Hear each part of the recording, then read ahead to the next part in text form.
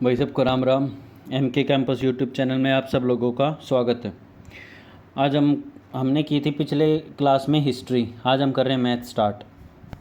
History के हमने 2 chapter किए थे क्लास 6 के। आज हम मैथ्स का क्लास 6 कंप्लीट कर देंगे। जो भी आपके लिए कॉम्पिटिटिव एग्ज़ाम के लिए इम्पोर्टेंट टॉपिक्स हैं क्लास 6 में, वो आज इस वीडियो में कंप्लीट हो जाएंगे। और जो बच्चे क्लास 6 में हैं ऑलरेडी, वो भी देख सकते हैं, उनको भी कोई ना कोई हेल्प ज़रूर मिल जाएगी, क्योंकि मैं बहुत ही ओपन तरीके से बताऊंगा ताकि आप सब लोगों को समझ में आ जाए। तो स्टार्ट करते हैं। देखो, क्लास 6 का फर्स्ट चैप्टर है जिसमें मैं बताया गया है असेंडिंग और डिसेंडिंग के बारे में। असेंडिंग होती है बढ़ते क्रम की डिजिट, डिसेंडिंग होती है घटते क्रम की डिजिट। ठीक है, अब हम कहते हैं कि भी 5 डिजिट सबसे छोटा स्मॉलेस्ट 5 डिजिट नंबर कौन सा है? Largest 4 digit number plus 1। यानी कि अगर हम 999 देखें, यानी कि 3 डिजिट का सबसे बड़ा नंबर कौन सा है? 999। अगर इसमें प्लस 1 कर दें तो ये 1000 बन जाएगा। ठीक, तो 1000 कौन सा है? 4 डिजिट में सबसे छोटा नंबर। ऐसे ही अगर 999 प्लस 1 कर दें तो 5 डिजिट का सबसे छोटा नंबर आ जाएगा। ठीक है, अब देख लो ये कैसे लिखते हैं। 4 7 8 9 को डिजिट्स के अंदर 4 गुणा 1000 जमा 7 गुणा 100 जमा 8 गुणा 10 जमा 9। अब इससे क्या सीख सकते हैं? इससे सीख सकते हैं बोर्ड मास। सबसे पहले होती है ब्रैकेट, फिर होता है ऑफ, फिर होता है डिवाइड, फिर होता है मल्टीप्लाई। तो हमने सबसे पहले क्या किया? मल्टीप्लाई, फिर ऐड, फिर उसके बाद हमने किया ऐड, फिर अगर कुछ बचा तो होगा सब्ट्रैक्शन। ये बोर्ड मास का तरीका, डायरेक्ट एक क्वेश्चन आता है बोर्ड मास से। अब अगर स्मॉलेस्ट 3 डिजिट नंबर निकालना हो तो स्मॉलेस्ट 3 डिजिट नंबर -1, तो लार्जेस्ट 2 डिजिट नंबर आ जाएगा। जैसे सबसे छोटा 3 डिजिट नंबर है 100, सबसे छोटा 3 डिजिट का नंबर। इसके बाद तो 101 ही आता है, और इससे पहले वाला 99। तो 99 क्या है? 2 डिजिट है, लेकिन 3 डिजिट में सबसे छोटा यही है। अगर इसमें से 1 माइनस करेंगे तो लार्जेस्ट आ जाएगा 2 डिजिट नंबर। ख़त्म। अब ये क्या है? इंटरनेशनल सिस्टम ऑफ न्यूमरेशन है, जिसमें हमें बताया गया है कि भी 1 10 100,000 10 मिलियन। 10,000 की जगह हम लिखते हैं 10 millions. International system of numeration में इसमें ये डिजिट को हम ऐसे आकलन करते हैं। 1 billion is equal to 100 million. 10 mm is equal to 1 centimetre. ये याद रख लेना, 1 मीटर 100 सेंटीमीटर, 1 मीटर में 1000 मिलीमीटर, 1 किलोमीटर में 1000 मीटर। ये याद रख लेना, बहुत ज़्यादा इंपॉर्टेंट है। नेक्स्ट चैप्टर 2 काम का नहीं, अपने चैप्टर 3 में आ जाते हैं। देखो, होल नंबर क्या होते हैं? होल नंबर होते हैं सभी माइनस के नंबर को हटा के, जैसे 0 1 2 3 4 5 6 and so on up to infinite. ये होते हैं होल नंबर।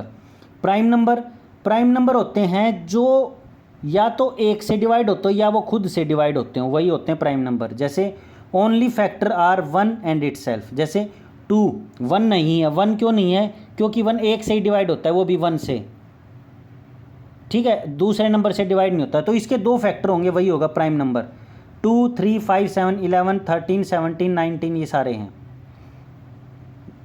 ठीक है, कंपोजिट नंबर है जिसके फैक्टर 2 से ज़्यादा हो। 2 है इसमें, 2 नहीं होगा। क्यों? क्योंकि उसके 2 ही फैक्टर हैं, 1 और 2। 3 होगा? 3 भी नहीं होगा, उसके भी 2 फैक्टर हैं, 1 और 3। को क्या होगा इसमें? सबसे पहले 4 होगा। 4 6 8 9 भी होगा। 9 के क्या है? 3 9 और 1, तो ये 3 फैक्टर हो गए 9 के। ठीक है, ऐसे ही सबके हैं। अब देख लेते हैं हम कौन कौन से डिविजिबल रूल होता है, जो वो है ना, वो कौन कौन सा है। देखो, सबसे पहले देख लेते हैं डिविजिबिलिटी बाय 1। अगर कोई नंबर 1 से डिविजिबल हो तो 1 से डिविजिबिलिटी हो जाएगी। Next, divisibility bye 2। 2 से कौन सा होगा? कोई भी नंबर जिसकी लास्ट की डिजिट 2 से डिवाइड होती हो तो वो डिविजिबल बाय 2 होगा। जैसे 4 6 2 8, ये नंबर है, इसका 8 डिविजिबल है 2 से, तो ये सारी डिजिट 2 से डिवाइड होगी। ऐसे ही 4 में क्या है? लास्ट के 2 डिजिट 4 से डिवाइड होने चाहिए। एज इट इज़ 8 से क्या है? लास्ट के 3 डिजिट 8 से डिवाइड होने चाहिए, तो ये पूरा 8 से हो जाएगा। ऐसे ही 16 में है लास्ट के 4 डिजिट जो है ना 16 से डिवाइड होने चाहिए, तो ये 16 से डिवाइड हो जाएगा। सिंपल। अब समझ लेते हैं डिविजिबिलिटी बाय 3। 3 से क्या है? जो ये सम है ना, जो ये डिजिट हैं, इनका सम 3 से डिवाइड होना चाहिए। जैसे जैसे 27 मान लो, 27 का सम कितना है, 7 + 2 9। 9 3 से डिवाइड होता है, होता है, तो यानी कि ये नंबर भी 3 से डिवाइड होगा। ऐसे ही कोई भी लगा लो, 1 8 1 और 2, तो ये 3 से डिवाइड होगा। इसका सम करो, 8 और 2 10 और 2 12, 12 3 से डिवाइड होता है, 3 चौक 12, तो ये भी 3 से डिवाइड होगा। सिंपल, 4 से बता दिया आप लोगों को, 8 से बता दिया। अब समझ लेते हैं 9 से। 9 से भी सेम है, अगर इनका सम 9 से डिवाइड होगा तो होगा। सम कितना, 8 और 2 10 और 2 12, 12 9 से डिवाइड होता है, नहीं होता, तो ये भी 9 से डिवाइड नहीं होता। सेम। अच्छा, अब है डिविजिबिलिटी बाय 6। 6 से क्या है, जो नंबर 2 से डिवाइड और 3 से डिवाइड हो, यानी कि जिसके लास्ट में तो 2 से डिवाइजिबिलिटी आती हो और जिसका सम 3 से डिवाइड होता हो, इन दोनों का मेल जिसमें होगा वही 6 से डिवाइड होगा। सिंपल। डिविजिबिलिटी बट 8 बता दिया आप लोगों को। 11 क्या है, 11 है जो अल्टरनेट डिजिट होता है उनका सम प्लस जो दूसरे अल्टरनेट डिजिट हैं उनका सम, और उनको आपस में जब माइनस करोगे तो या तो वो 0 आना चाहिए या फिर वो 11 आना चाहिए। कैसे, जैसे 1 6 3 8 5 2, देखो 1, इसमें 0 लगा दो यहाँ। अब देखो 1 + 0 1 + 8 9, 9 + 6 15, तो ये कितना आ गया 15। अब दूसरी अल्टरनेट करते, 8 8 5 13, 13 3 16, 16 और 1 17, तो यानी कि 17 में से 15 गए, 2 आ गए, तो ना तो ये 0 आया और ना ये 11 आया, तो यानी कि ये नंबर 11 से डिविजिबल नहीं है। समझ में आ गई, सेम है रूल।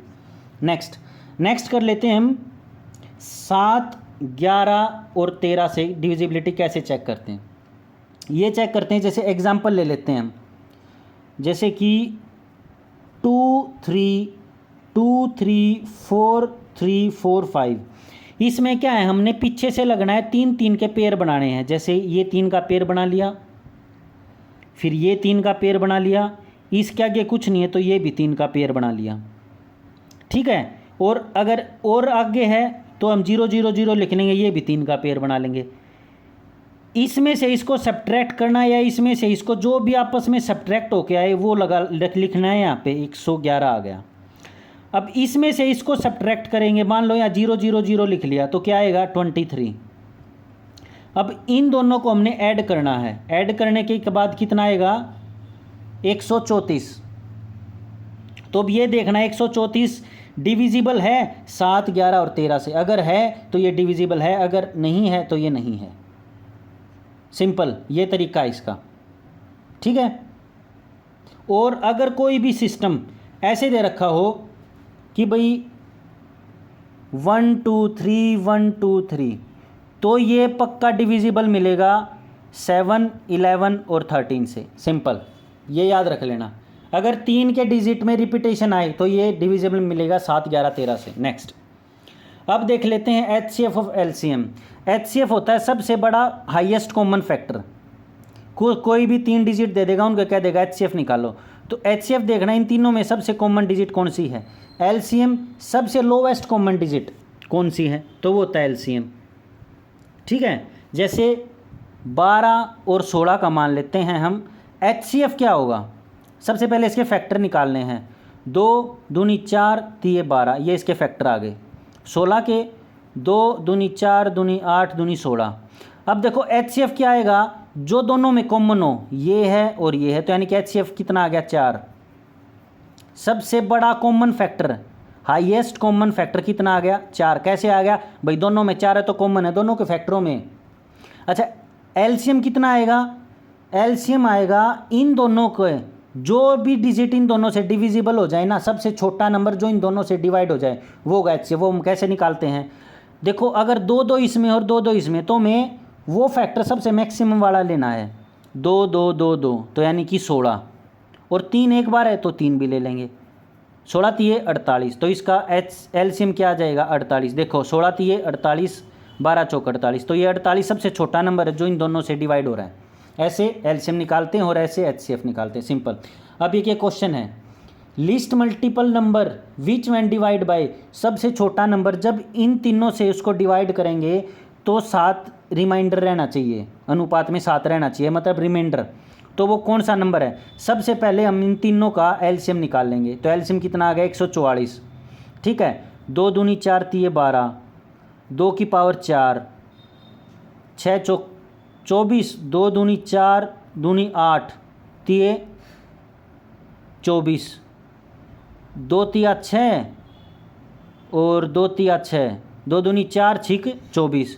तो अब देखो इसका एलसीएम कैसे निकलेगा? ये 2 बार है, इसमें भी 2 बार है, इसमें भी 2 बार है और इसमें भी 2। तो 2 मिनिमम किस में है? सब में से कॉमन क्या है? 2 गुना 2 किस में सबसे ज़्यादा है? देखो इसमें 3 बार है, इसमें 2 बार है, इसमें 4 बार है, तो 2 की पावर 4 ले लेंगे, 16 आ गया सीधा मल्टीप्लाई। अब और क्या है? 3 3 और 3, 3 2 बार है, तो यानी कि 3 तिया 9, 16 निम्न 144। ठीक है, तो यानी कि इसका एचसीएफ आ गया 16 144। अब 144 वो नंबर है जो इन तीनों से डिवाइड होता है। तो यानी कि अगर हम 144 में 7 और जोड़ देंगे तो वो नंबर जो निकल के आएगा 151, वो नंबर होगा जो इन तीनों से डिवाइड होने के बाद जिसमें हर एक में रिमाइंडर 7 बजेगा। तो आंसर क्या होगा? 151। ये दोबारा सुन लेना, समझ में आ जाएगा। चैप्टर 4 देख लेते हैं। चैप्टर 4 कोई काम का है नहीं वैसे। लाइन कौन सी होती है? लाइन होती है जो दोनों रेखाओं से आप आगे की तरफ भी बढ़ती चली जाए, वो किसको कहते हैं? लाइन। अलाइन सेगमेंट क्या होती है? जहाँ पे दोनों का एक सिरा हो, भाई ये स्थिर कर दिया यहाँ से यहाँ तक है, वो होती है एक लाइन सेगमेंट। नेक्स्ट चैप्टर 5 देखो, लाइन सेगमेंट होती है जिसमें फिक्स्ड पोर्शन हो लाइन के, यानी कि ये और ये फिक्स्ड हैं। अब ये क्या डिनोट करें? भाई ये लाइन है ना, आगे तक जा सकती है कहीं तक भी, तो होती है लाइन, सिंपल। नेक्स्ट चैप्टर 6 जो आपके इंपॉर्टेंट है वही करवा रहा हूँ। अब हमने कर लिए थे होल नंबर, कर लिए थे हम लोगों ने प्राइम कंपोजिट नंबर कर लिए थे। अब हम कर रहे हैं इंटीजर, वो चैप्टर 6 में है। इंटीजर कौन से होते हैं? माइनस से लेके प्लस तक के सारे नंबर को हम कहते हैं इंटीजर। ठीक है, -5 -4 -3 सारे के सारे। होल नंबर कौन से होते हैं? जो 0 से स्टार्ट हो, पहले करवा चुका हूँ आप लोगों को। नेचुरल नंबर क्या होते हैं? 0 को हटा दे वो सारे नेचुरल नंबर हो जाएंगे, माइनस की तरफ नहीं जाना। रैशनल नंबर कौन से होते हैं? जो A/B की फॉर्म में हो, यानी कि 1/2 7/8, ये होते हैं रैशनल नंबर जो अनुपात में हो। ठीक है, चैप्टर 7 A/B में कैसे डिनोट करते हैं? हम A को करते हैं न्यूमरेटर, B को करते हैं डिनोमिनेटर। देखो अब इसको हम फैक्टर को कंपेयर करेंगे। कंपेयर कैसे करेंगे? देखो, जिसमें न्यूमरेटर सेम हो, कंपेयर का मतलब है कौन सी फ्रैक्शन बड़ी है, कौन सा अनुपात बड़ा है, और कौन सी फ्रैक्शन छोटी है और कौन सा अनुपात छोटा है, वो हम इसमें देखेंगे। देखो, अगर किसी में न्यूमरेटर सेम हो और न्यूमरेटर सेम हो लेकिन डिनोमिनेटर छोटा हो, तो वो नंबर बड़ा होगा। समझ में आया? यानी कि ऊपर वाला तो 1 1 हो और ये हो 3 और ये हो 4, तो ये छोटा है ना, तो ये बड़ा होगा नंबर, सिंपल। देखो, ये 1 है और ये 8 है, तो ये बड़ा होगा नंबर। देखो, बड़ा तो अपने आप ही होगा यार। ये 8 नंबर है, उस 8 नंबर में तो 1 नंबर ले रखा है। ये 10 नंबर और 10 नंबर में तो 1 ले रखा है, तो ये बड़ा ही होया, ऑब्वियस सी बात है। चलो अब कर लेते हैं, अगर न्यूमरेटर और डिनोमिनेटर छोटा हो तो कैसे करेंगे? अगर नहीं, छोटा नहीं मैं कह रहा हूँ, अगर अलग हो न्यूमरेटर और डिनोमिनेटर, अगर दोनों अलग हो, अनुपात में अलग अलग हो, जैसे 2/3 3/4, ये कुछ भी हो सकते हैं, तो हमें सबसे पहले करना है जो नीचे वाले नंबर है ना, उनको इक्वल कर लो। उनको इक्वल कैसे होंगे? इनका एलसीएम ले लेना। एलसीएम ही क्यों लेंगे? क्योंकि एलसीएम वो सबसे छोटा नंबर है जो इन दोनों से डिवाइड होगा। ठीक है, जो इन दोनों से भाग होगा, एलसीएम वो सबसे छोटा नंबर है। तो इनका एलसीएम कितना आ गया? 12। इसको कैसे करें? इसको 4 से मल्टीप्लाई कर तो, और इसको 3 से। अगर इसको 4 से किया है तो इसको भी 4 से करो, इसको 3 से किया तो इसको भी 3 से करो। अब ये अनुपात सेम हो जाएगा, समझे? तो ये कितना आ गया? 8 4 तिये 12, 8/12। ये कितना आ गया? 3 तिया 9/12। अब देखिए नीचे के तो दोनों सेम है, तो हट जाएंगे। तो यानी कि 9 बड़ा है और 8 छोटा है, तो यानी कि 3/4 बड़ा है और 2/3 छोटा है। आई होप समझ में आ गया होगा। नेक्स्ट, अब देखो ये फ्रैक्शन में बताया है, जैसे मान लो टोटल किसी ने चाय पत्ती ली 2.5 किलो और उसको कंज्यूम किया 1 महीने के अंदर 1.5 किलो, तो उसके पास कितनी बची? 2 2 दूनी 4 और 1 5/2 माइनस 2 एकम 2 और 1 3 3/2। तो ये माइनस कर देना, 5 में से 3 गया, 2/2 यानी कि एक क्वांटिटी बच गई माइनस करने के बाद। ऐसे होता है माइनस। नेक्स्ट चैप्टर 8 कर लेते हैं। चैप्टर 8 में बेसिकली माइनस है कि माइनस कैसे करते हैं। देखो माइनस करते हैं, अगर कोई नंबर है 1.7460 है और दूसरा नंबर है 3.4। अब कोई बच्चा होगा ना, वो ये सोचेगा कि यार इस पर डिजिट में ज़्यादा नंबर तो इसने ऊपर लिखूंगा। नहीं, हमें डिजिट से आगे वाले नंबर को देखना है। अगर वो बड़ा है तो उसको उसमें से दूसरा नंबर माइनस होगा। अगर 3 है तो ये नंबर बड़ा है, अगर 1 है तो ये नंबर छोटा है, और इसके बाद 0 0 0 लगा देंगे और इसको माइनस कर देंगे, जो आएगा वो आंसर। Chapter 10 mensuration. ये मेंसुरेशन, अलजेब्रा, ये सारे की सारे हमारे सीटी के सिलेबस में, एसएससी के सिलेबस में सब कुछ गिवन है। मेंसुरेशन में हम सबसे पहले देख लेते हैं पैरामीटर कैसे निकालते हैं। पैरामीटर मतलब कोई भी माप जिससे वो उसकी बाउंड्री मिलके बनी है। जैसे ये एक ट्रायंगल है, ट्रायंगल में हम यहाँ से चलेंगे और इसको मापेंगे, ऐसे चलेंगे फिर ऐसे, और हमें ख़त्म भी यहीं पे होना है, घूम के यहाँ आएंगे। तो वो एक रेखा जो जहाँ से चली और वहीं से समाप्त हुई, तो उसकी लंबाई कितनी है उसको कहते हैं पैरामीटर।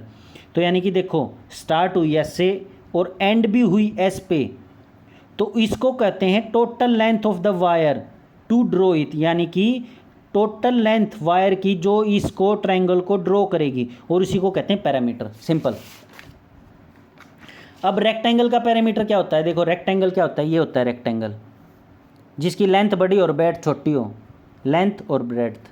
अब देखो यहाँ से चले, लेंथ आई, लेंथ, ये फिर ब्रेड्थ आ गई, ये फिर लेंथ आ गई, ये फिर ब्रेड्थ आ गई। तो L 2 बार है तो 2L लिख दिया, 2 बार B है तो 2B लिख दिया, 2 कॉमन ले लिया यानी कि L + B। तो पैरामीटर ऑफ रेक्टेंगल क्या आता है? 2 × L + B, 2 × L + B। Simple. Square का क्या होता है? देखो पैरामीटर को ही अगर मैं ये कह दूं कि इसकी सारी साइड A हैं, तो यहाँ से चले A फिर A फिर A और फिर A, तो यानी कि 4A नहीं हो जाएगा। तो यानी कि स्क्वायर का पैरामीटर कितना होता है? 4A।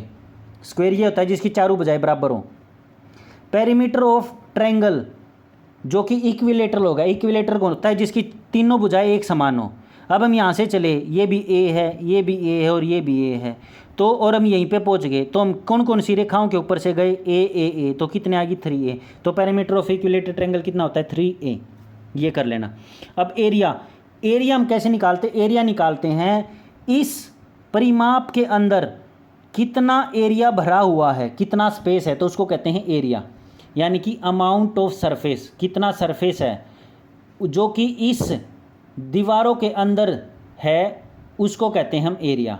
अब इसी में देखो ये है रेक्टेंगल, इसका एरिया कैसे निकालेंगे? इसको और इसको मल्टीप्लाई कर देंगे।